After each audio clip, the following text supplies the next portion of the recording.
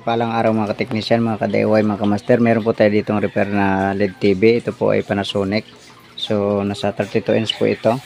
So testing po natin kung anong problema nito. So ito po, isaksak po natin. Oops. Ayan. So nabuksan na po natin yung unit na to. So ayan, nag-on na. So ayan po siya. Ayan. So white screen po. Ayan o. White screen. Tapos may vertical bar at saka horizontal bar. So kakatrouble ko lang nito. Kakabukas ko lang. So pag sinukat po natin ang voltahe dito sa kanyang kanyang tikon, ay normal naman yung mga voltahe dito. So subukan po nating sukatin. So, tanggalin ko lang muna itong frame nya. Okay, dito tayo mag ground.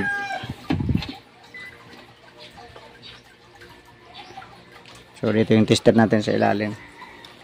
So nakatihaya kasi siya, kaya medyo mahirap. So una nating i-check ay yung yung BGH. Dito yung BGH.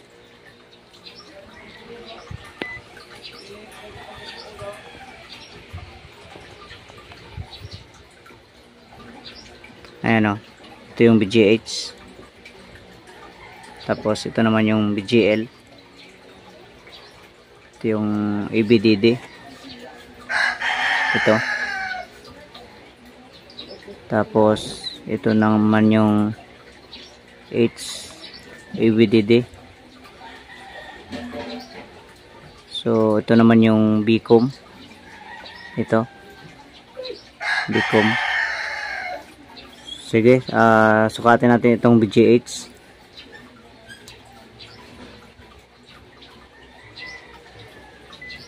So ayan po, ito yung tester.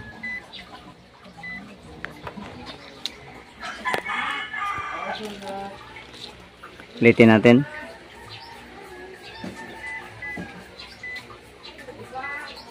Ayan. So ito po siya. 32 volts. Okay, sa BGL naman tayo. Ito. Ayan. Negative 6. Sa VDD.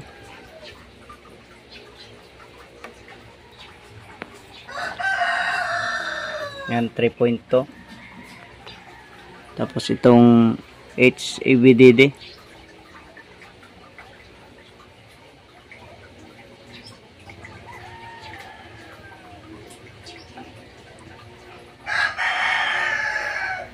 Ayan. Ito nasa 7 volts.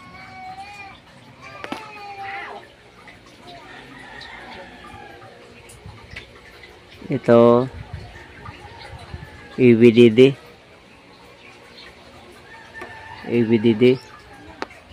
So nasa 14 volts. Yan, BCOM.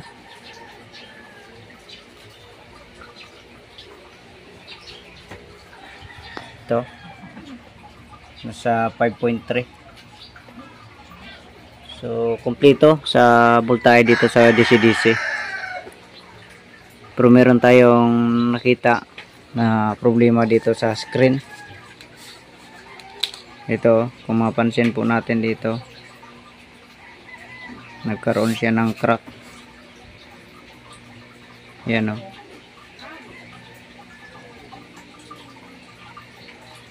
Yan.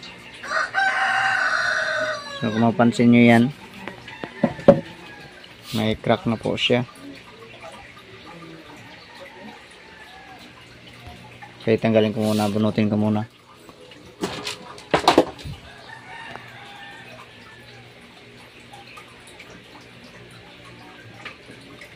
Okay, ito. Yan o.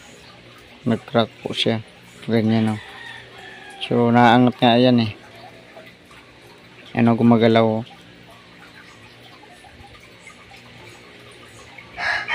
Yan, umaangat. Yan. So subukan natin mag-jumper dito. Kasi missing voltage dito yung BGH, BGL at saka BDD. So jumper tayo dito. Okay, ito na, nalagyan na natin ng wire. Ayan. So BGH ito, BGL at saka VDD. Yan. So ito nakakabit na. Yan. Tatlong supply po ang connection. Okay, sige, testing natin.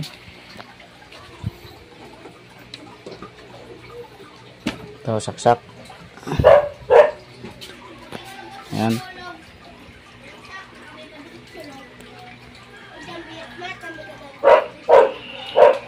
Ayan po na. Ayan na po. So, itong sa ilalim, bali ito na po yung naging dahilan nito, yung crack dito.